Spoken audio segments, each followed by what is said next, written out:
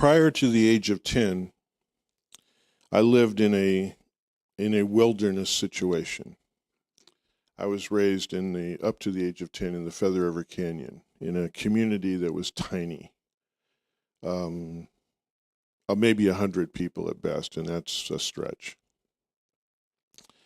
And the community I lived in, from the time I was born, you're born, and then at some point you begin to get some awareness of what's going on around you. And my awareness immediately was that this place that I loved so much, this incredible community that was in that wilderness, and within the community itself there were sidewalks and houses and lawns, but just at the edge of that was the wildest wilderness you can imagine. And as a little kid, being the generation that I am, I had parents like those of my generation had that just kind of cut us loose, and so I went out there and I explored that wilderness. I have no idea why I don't have 15 rattlesnake bites, but I didn't, and it was amazing. I loved that place. But from the time I was born up until the age of 10, I knew that place was going to come to an end because the place where I grew up is now at the bottom of Lake Oroville. And we knew that was happening. See, I'm old enough to remember when the Feather River didn't have Lake Oroville, so that's how old I am. And so it was something that was kind of always there. And we ran around, and it was home, but yet we always kind of knew. It was like the clock was ticking, and it was where the dog was, and the neighbors, and my best friends. And I went to school with just a handful of kids, and we knew each other. We knew each other's parents, and we were kind of raised by the whole community because all those adults who were looking out their windows, they were watching us run around, and they were all watching us. So instead of 2 parents, I had a whole bunch of parents. Sometimes that was not a good thing, but other times it was. And it was absolutely idyllic. It was beautiful. It was amazing. But yet we always knew that something was happening out there. I was also raised very religiously and was in church every week and everything. And so I was learning in Sunday school all the lessons and all that kind of stuff. But, to me it was just kind of another social event. All those kids in church, I knew them in Sunday school, but I wasn't really absorbing what was going on. I sort of picked up on it. I remember one time I went through the salvation thing mainly because I was afraid, because I heard some sermon that, I could be cut off from my family and God forever. And it's like, oh my God, I don't want to lose my family. And so I'll go be saved. And I'm not discounting that, but it wasn't what I would call a spiritual experience. And so, I think to myself, what is a spiritual experience? What is that thing that we feel? Or, we know when we're hungry, we know when our knee hurts, and we know how we feel if we're sad or happy or whatever. We have that, but the idea of spirituality, what is that? What is that place that gets touched in us? I was listening to the song that was being sung this morning, and that idea of connection. And I have a touchstone place within my life of where I had the first spiritual experience, but I had no idea what it was. I just know I felt really strange inside. But the strangeness was a really good feeling. And it has to do with this right here. This is why I asked to have this up here today. Because when I was, 7 or 8 years old or so, I went on the school I was in, this tiny little school, the entire school was taken on a field trip to San Francisco, and we were down there for several days, and we went to museums, and we went all over the place, and we went to the Japanese tea garden, which is where this pagoda is. And I remember walking in. Now, I'd been raised in the wilderness, and so I was exposed to all this city and all this traffic and all this noise and, the echoes in the museums and everything. Just kind of, the little kid from the sticks, that was pretty overwhelming. Golden Gate Bridge, and oh my God, and cable cars and Fisherman's Wharf. And then all of a sudden they decided to take us into this garden. And so I go in there, and there's this, I don't know how many of you have been to the Japanese tea garden. It is absolutely gorgeous. It has a zen quality to it. It's It's laid out, all the flowers and the pathways. It's gorgeous, but it's simple. And it's like it felt magic to me. And in the midst of this is this building, which was constructed in about 1916 as part of a World's Fair, and then it was moved out to the Japanese tea garden for its representation. And if you notice, it has 5 rooftops, which represents 5 stories. And I'm going to talk about that in a moment, but I walked in there, and so I'm walking around, and I'm just look at this building. And it just seems so magical to me, you know? Like growing up, reading the stories of the rabbits who ran around, and Peter Rabbit went down in his hole, and you knew that there was a really cool place down there he lived in, right? Or you looked up way up in a tree and you saw a nest, a really big nest of a bird or a squirrel, and you imagined the viewpoint they had, and they were so above the rest of the world, and it was like this magical place. They were up there. They were up there, you know, and there was this place, and I looked at this, and I looked at that, and I thought, man, I'd like to live there in the middle of this garden and live there.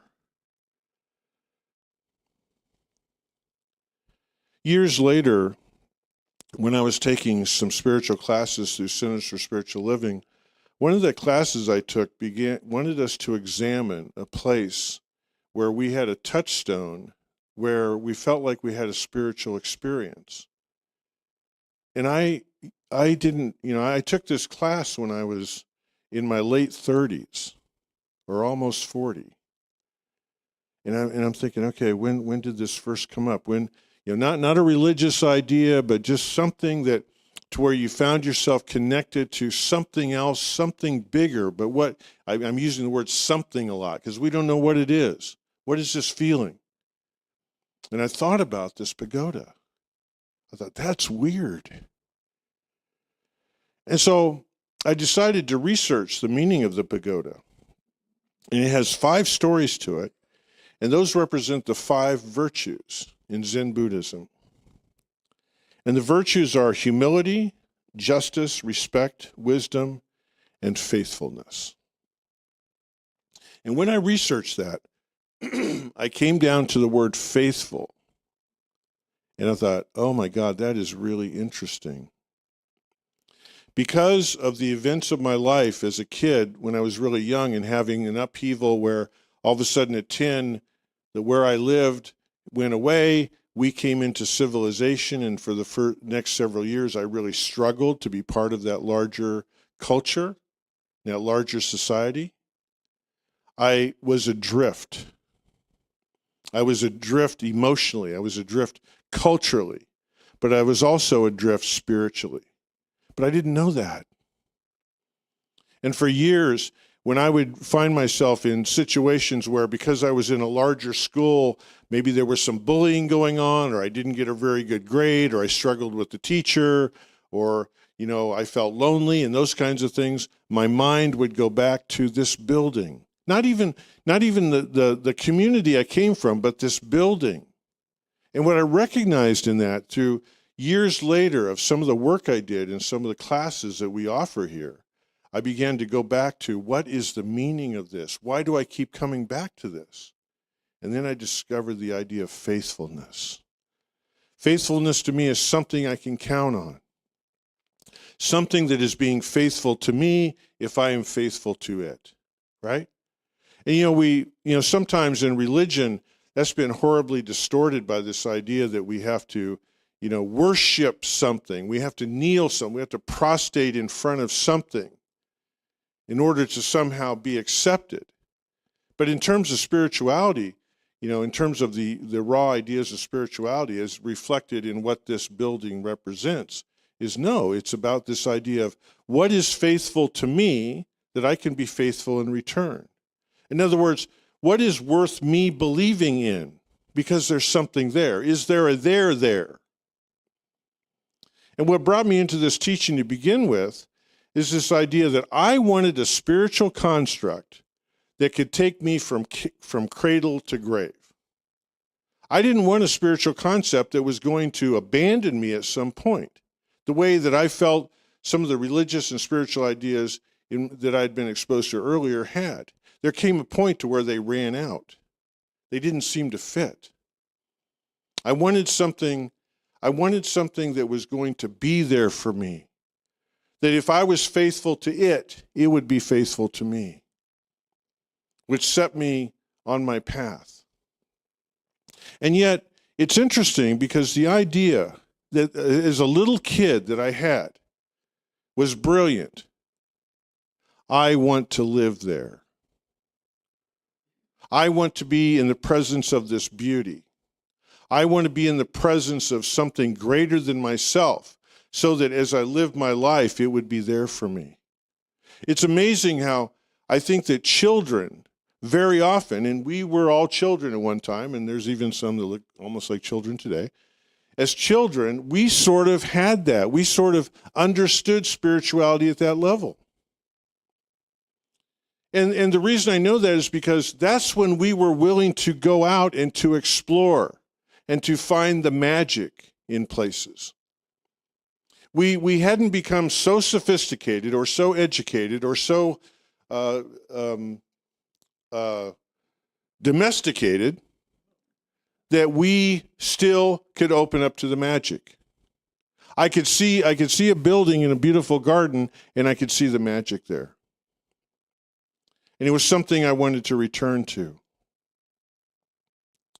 And so what I found, and I didn't realize this, what I found in this building that got me started going forward in life, and I look back over my life and I see these lighthouses that came up in my life from time to time, because my life has gone in some very interesting directions. But there would be these little pieces out there, these little lighthouses, these little messages, these little spaces out there that would grab my attention.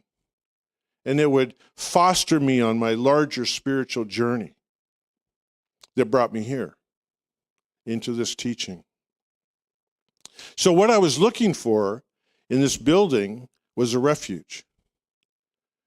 When we think about the idea of a refuge, you look at the definition, it's a safe place. It's a place where we feel nurtured, where we feel honored, where we feel cared for.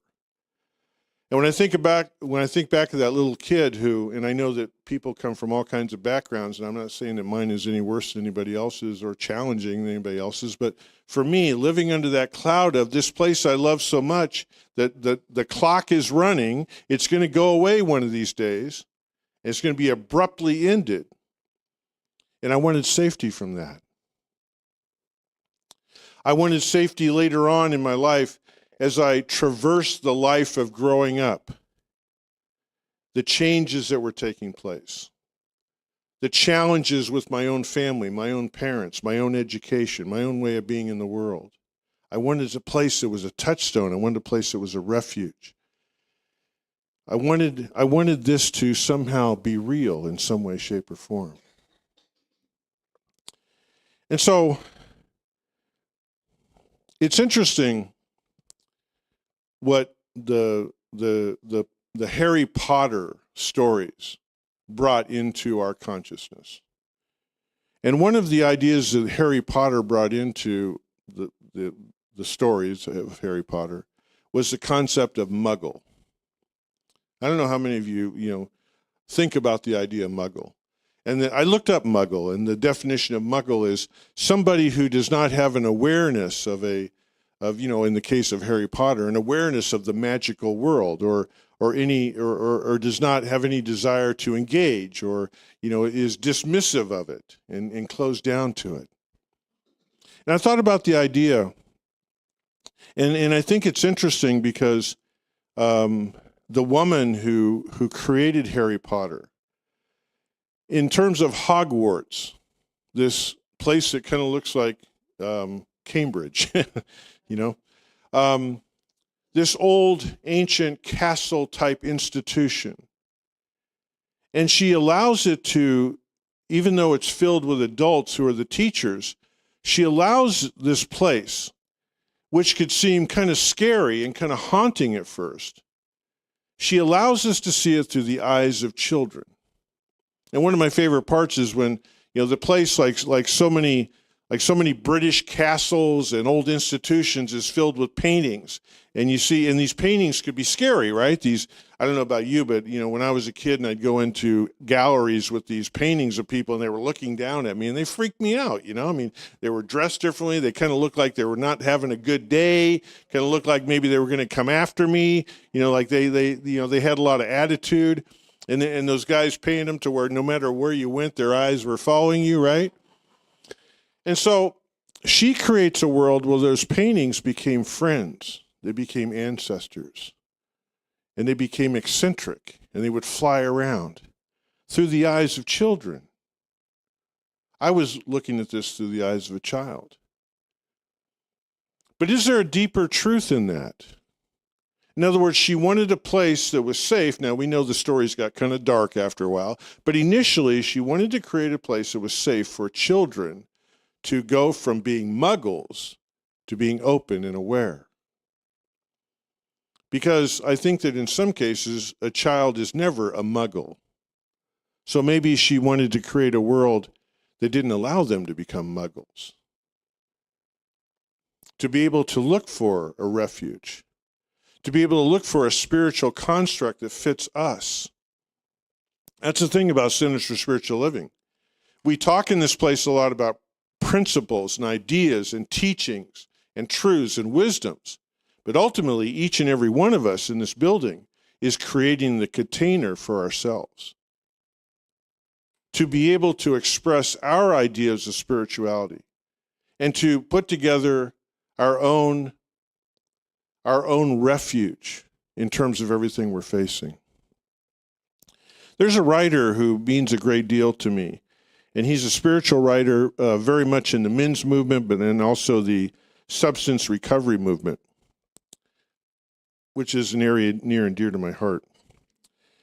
And his name is Wayne Kritzberg, and I have a lot of his writings. I've never met the gentleman. I don't think I've ever even seen a picture of him, but his work means a great deal to me. And I was going through his work a couple weeks ago, and in different pieces that I found and different ideas he brings forward, I pulled some things out around the idea of refuge, and I wove them together into 3 pieces. And so in the first instance, he talks about a refuge in general. And Wayne Kritzberg in these pieces is very poetic. These are affirmational and poetic. So he doesn't sound like a scholar. He's not taking that approach. He's taking a poetic approach. And so he starts out with the idea of what attracts us to a refuge. He said that refuge that stood deep in the ancient garden and the timeless appearance of ancient, well-worn wisdom.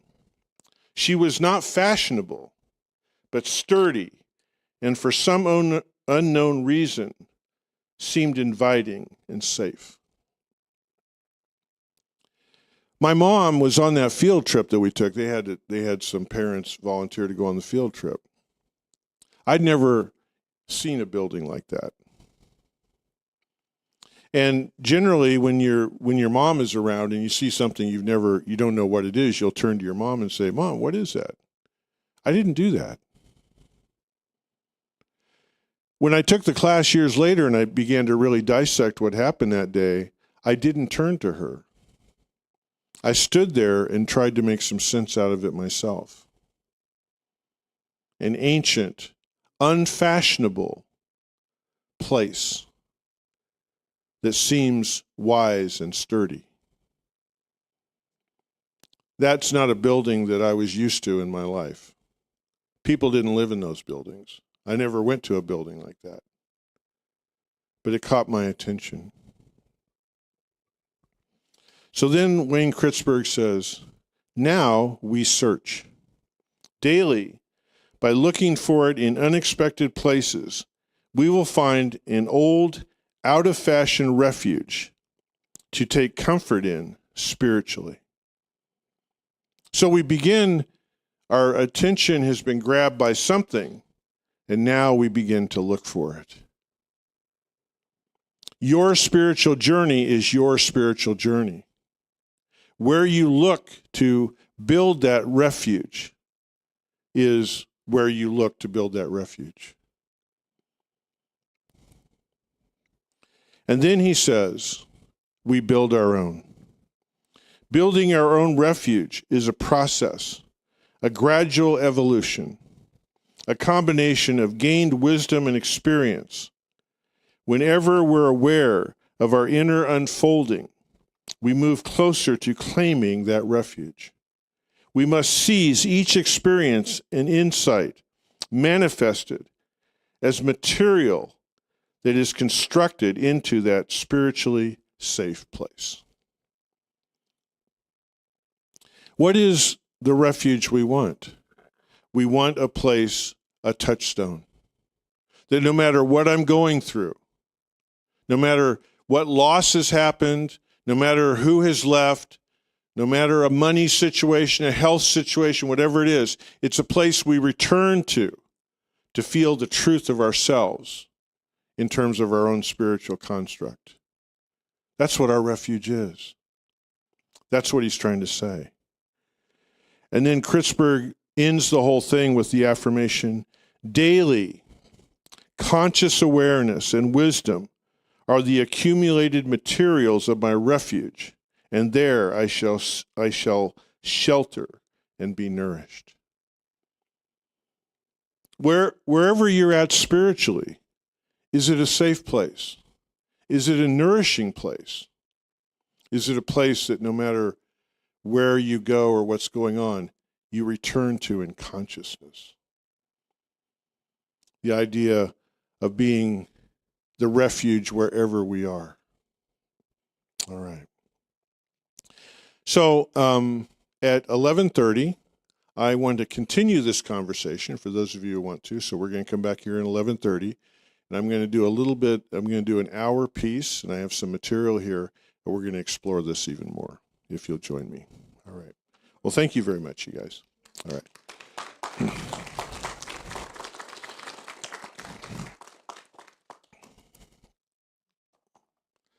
All right. So now we are going to